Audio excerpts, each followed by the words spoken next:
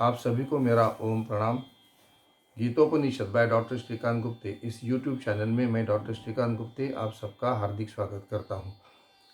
पिछले भाग में हमने जाना कि द्यूत में पराजित होने के बाद में पांडवों को 12 वर्ष के वनवास और 1 वर्ष का अज्ञातवास पूर्ण करने के लिए जाने के लिए कहा गया, और साथ ही साथ ये भी कहा गया कि अगर 1 वर्ष के अज्ञातवास के काल में अगर आप पहचाने गए तो आपको सिर्फ वापस एक बार 12 वर्ष का वनवास पूरा करना पड़ेगा। 12 वर्ष का अपना वनवास पूर्ण करने के बाद में पांडव अपना 1 वर्ष का अज्ञातवास पूर्ण करने के लिए मत्स्य देश पहुँचे। मत्स्य देश के महाराज थे महाराज विराट, और उनकी पत्नी का नाम था सुदेशना, और सुदेशना के भाई कीचक मत्स्य देश के सेनापति थे। वो बहुत ही क्रूर और बहुत ही बलशाली थे। सबसे पहले युधिष्ठिर ब्राह्मण का वेश धारण करके और कंक नाम धारण करके मत्स्य देश पहुँचे और वहाँ पे महाराज विराट के सहायक बने।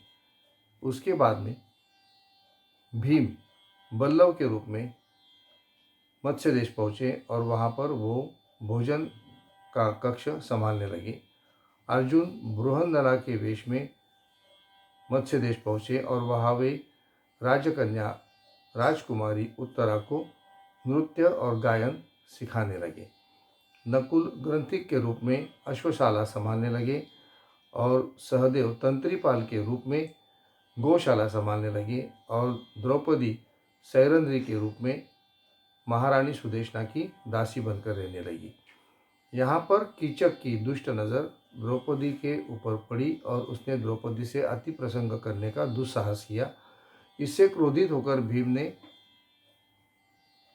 कीचक का वध किया, और कीचक का वध होने की ये जो वार्ता थी वह आसमंत में फैली और हस्तिनापुर पहुंची। तभी हस्तिनापुर में कौरवों को इस बात का विश्वास हो गया कि ये वध भीम ने ही किया है, क्योंकि कीचक का वध करना इतनी कोई आसान बात नहीं थी।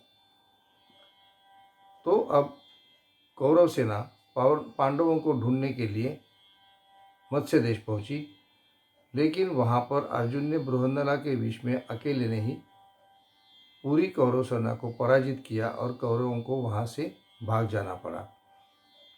अपना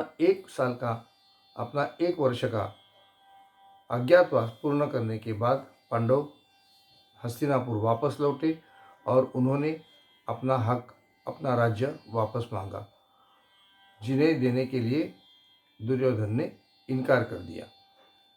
ये होने पर भगवान श्री कृष्ण ने दुर्योधन को समझाने की बहुत कोशिश की, लेकिन दुर्योधन ने बता दिया कि पांडवों को मैं सुई के अग्र पर रहेगी इतनी भूमि भी नहीं दूंगा। ये होने के बाद में अब पांडवों को अपना अधिकार मांगने के लिए युद्ध के सिवाय और कोई भी रास्ता और कोई भी पर्याय नहीं दिखाई दिया।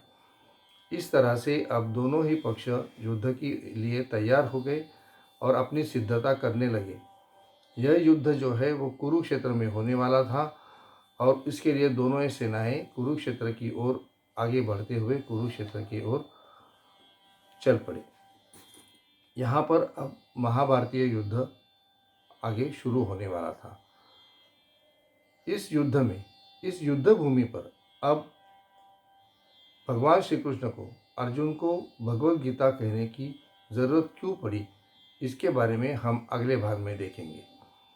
इस भाग में हमने महाभारत परिचय का ये 5वां भाग पूरा किया है, और इसमें हमने पांडव धृतराष्ट्र, पंडु, विदुर, इनके जन्म से लेकर आगे महाभारतीय युद्ध की ज़रूरत क्यों पड़ी यहाँ तक प्रवास हमने किया हुआ है। आपको मेरा ये उपक्रम, आपको मेरा ये प्रयास कैसा लगता है, ये आप मुझे कमेंट में ज़रूर बताइए।